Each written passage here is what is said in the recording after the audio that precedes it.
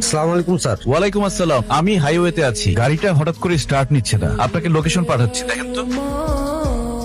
আরে সালা পুরে তো বম। বস গাড়িটাকে আপনার? একটা সেলফি তুলি। মাই ড্রিম কার মার্সিডিজ 2022 না 23 বস। আর দেখেন না আমার লোহার ঘোড়াটা শখ করে কিনছিলাম সেকেন্ড হ্যান্ড, মাইলেজ কম দেয় 25, সব পেট্রোল চলে না, খাই অকটেন। এখন তো আবার তেলের সংকট। থামো, কি নাম তোমার? বস সামি। লিসেন সামি, আমাকে আজকের মধ্যে একটা জায়গায় পৌঁছাতে হবে। তো আমার গাড়িটা তো নষ্ট হয়ে গেছে, আমি আমার ম্যানেজারকে অলরেডি লোকেশন সেন্ড করেছি, সে কিছু একটা ব্যবস্থা করছে, বাট অনেক সময় লাগবে মনে হয়। তোমার ওই লোহার ঘোড়াটা আমাকে দাও, তার বদলে এই গাড়িটা তুমি নিয়ে নাও। কি করতেছেন বস? মানে মজা করতেছেন না নাকি সিরিয়াস সত্যি? কিন্তু বস আপনার এই নষ্ট গাড়িটা তো আমি নিবো। রাস্তায় যদি আমার পুলিশ আটকায় আপনি কি আমার বাঁচাইবেন?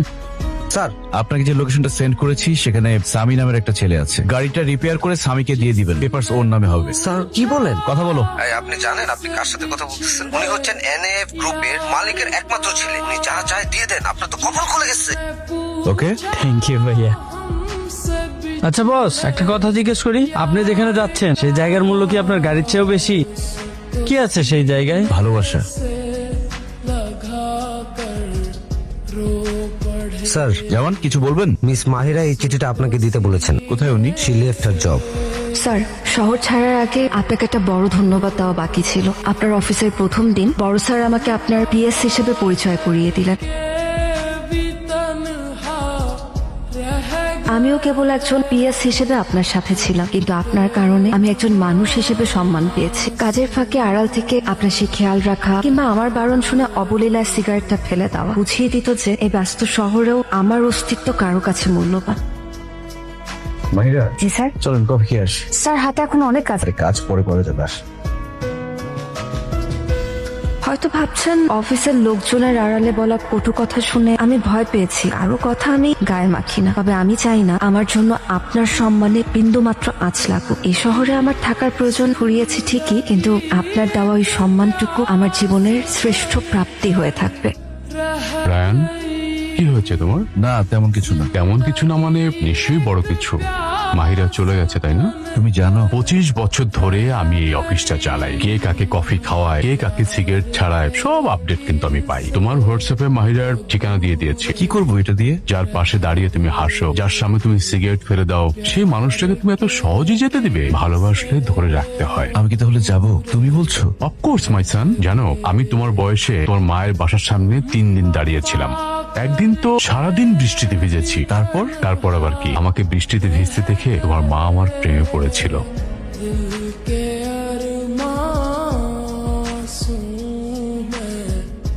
সবাই সাবধানে যাবে। আপনি এখানে এসেছেন কি মনে করে? তার আগে বলেন, আপনি চাকরি কেন ছেড়েছেন? কেন, লেটার পাননি? পেয়েছি, কিন্তু চাকরি ছাড়তে হলে রিজাইন লেটার দিতে হয়, ইমোশনাল চিঠি না। ঠিক আছে, আপনি এখানে দাঁড়ান, আমি কাগজ কলম নিয়ে আসছি। আপনাকে একটা প্রপার রিজাইন লেটার দিয়ে দিচ্ছি। আমি জানি আপনি কেন পালিয়েছেন।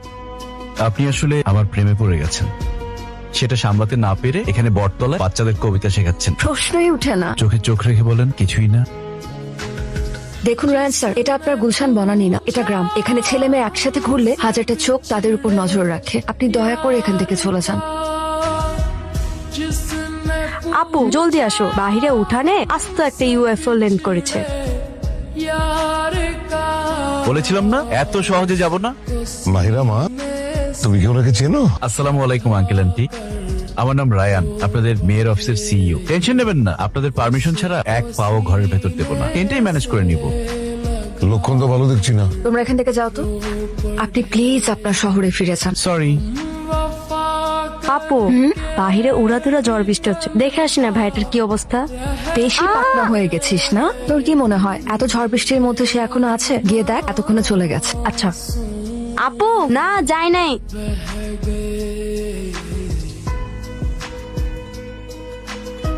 আপনি যত দ্রুত সম্ভব এই বাড়ি ছেড়ে চলে যান।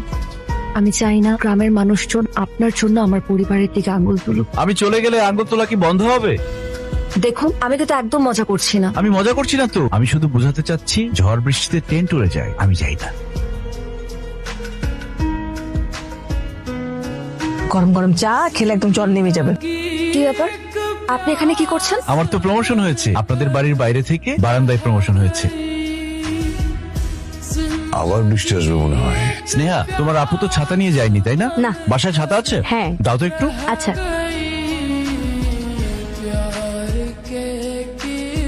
আপনার সমস্যা কি? আপনি বাসার থেকে আমাকে ফলো করে আসছেন। ওয়েদার ভালো না, যে কোনো সময় বৃষ্টি আসবে, তাই প্লিজ আপনার এসব ছেলে মানুষ এখন বন্ধ করুন। আপনি এখানে পড়ে আছেন কেন? ঢাকায় ফিরে যান। এখানে থাকলে আপনার অসুখ বাড়তে পারে। আমি চাই না আমার জন্য আপনি অসুস্থ হন। And please don't follow me.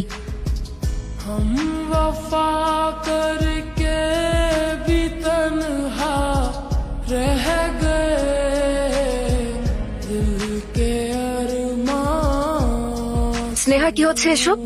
পড়াশোনা নেই, বাবা মা, তোমরাও, তোমাদের কি কোনো কাজ নেই? কেউ হয়তো তার সব কাজ ফেলে রেখে চলে আসতে পারে, কিন্তু তাই বলে তোমাদের তো বেকার বসে থাকার কোনো কারণ নেই। যে যার কাজ করো গিয়ে। হ্যালো মাই ডিয়ার সান, কেমন আছিস? বাবা, তোমাকে বলে বোঝাতে পারবো না। I am living the best time in my life. আমি খুব এনজয় করছি, বাট আই মিস ইউ বাবা। বলিস কি? তাহলে চলে আসি এখনই। আরে না না, এখন আসার সময় হয়নি। আমি চাই সময়টা হোক। শোন, ডায়মন্ডের রিং আর মিষ্টি বক্স কিন্তু আমি রেডি করে রেখেছি। থ্যাংক ইউ বাবা। ওয়েলকাম মাই সান। কত করে কেজি? 100 টাকা। হাফ কেজি দাম। হায় রে, কি দিনকাল যে আসলো। जिसने पूछा हमसे बिछड़े यार का उसको सीने से মাহিরা, रो আই লাভ ইউ। उसको सीने से लगा कर আপনি কি ভেবেছেন সবকিছু এত সহজ? আপনি এটা কেন বুঝতে পারছেন না যে আপনার আমার পছন্দ হচ্ছে না, আমি এটা সহ্য করতে পারছি না। আপনি আমার বস ছিলেন, সেখানে থাকলেই ভালো হতো। আমার ব্যক্তিগত জীবনে ঢোকার অধিকার আপনাকে কে দিয়েছে? আপনি দয়া করে আমাকে নিয়ে কোনো স্বপ্ন দেখবেন না। আপনার এখানে আসা, এই নাটক, এসব বাড়াবাড়ি, এগুলো আমার আর সহ্য হচ্ছে না। So please leave right now. Uncle aunty, যে কয়টা দিন আপনাদের সাথে ছিলাম আমি কখনো ভুলবো না। আপনারা আপন করে নিয়েছেন বলে চলে যেতে খুব কষ্ট হচ্ছে। যেখানে আমার থাকার কারণে আরেকজনের অস্বস্তি হয়, সেখান থেকে চলে যাওয়াটাই সম্মানের। আপনারা ভালো থাকবেন। जिंदगी एक प्यास बन कर रह गई। হ্যালো বাবা। হ্যাঁ বাবা, কোথায় তুই? আমি আসছি। মাহিরাকে সঙ্গে নিয়ে? না বাবা, মাহিরা আসবে না। মানে? পরে বলবো, আমি ফোন রাখি। রায়ান, রায়ান তুই যেখানে আছিস ওখানে থাক, আমি আসছি। দেখুন, আমার ছেলেটা একটু জেদি, বাট ওর অন্য কোনো ইন্টেনশন ছিল না। আমি চাই আপনাদের যদি কোনো আপত্তি না থাকে, আপনাদের মেয়েটাকে আমার বাড়ির লক্ষ্যবধূ হিসেবে নিতে। রাজি না থাকার তো কোনো কারণ নেই। রায়ন অনেক ভালো ছেলে। স্যার, আপনি? আমি এখানে তোমার বাসায় তোমার স্যার কিংবা বস হিসেবে আসিনি, আমি এসেছি রায়ানের বাবা হিসেবে। রায়ান তোমাকে ভালোবাসে, আমি চাই যে তোমাদের বিয়েটা হয়ে যায়। স্যার, আপনি বড় মানুষ, আমি আপনাকে অনেক সম্মান করি, কিন্তু তারপরেও আমি এই প্রস্তাবে রাজি হতে পারছি না। কেন মা, কোনো সমস্যা থাকলে আমাকে বলো। আমি তোমার বাবা মার সাথে কথা বলেছি, তারা তো রাজি। আমি তো রাজি না, আর আমি ওনাদের সন্তান না। ওনারা আমার শ্বশুর শাশুড়ি। আজ সন্ধ্যায় ঢাকা থেকে কাঠমান্ডুতে অবতরণের সময় ফ্লাইট এই যান্ত্রিক ত্রুটির কারণে রানওয়েতে আছড়ে পড়ে আগুন ধরে যায়। এই বিমানের আনুমানিক 100 যাত্রী সহ পাইলট আবরার মাহমুদ নিহত হয়েছেন। আপনার ছেলে হয়তো আমার এই অতীতের কথা জানতোই না, জানলে আমাকে ভালোবাসতে পারতো না। তুমি তো ভুল ভাবছো মা, রায়ান সব জানে। তোমার অতীতের প্রতিটা কান্নার গল্প রায়ান জেনেই তোমার কাছে এসেছিল।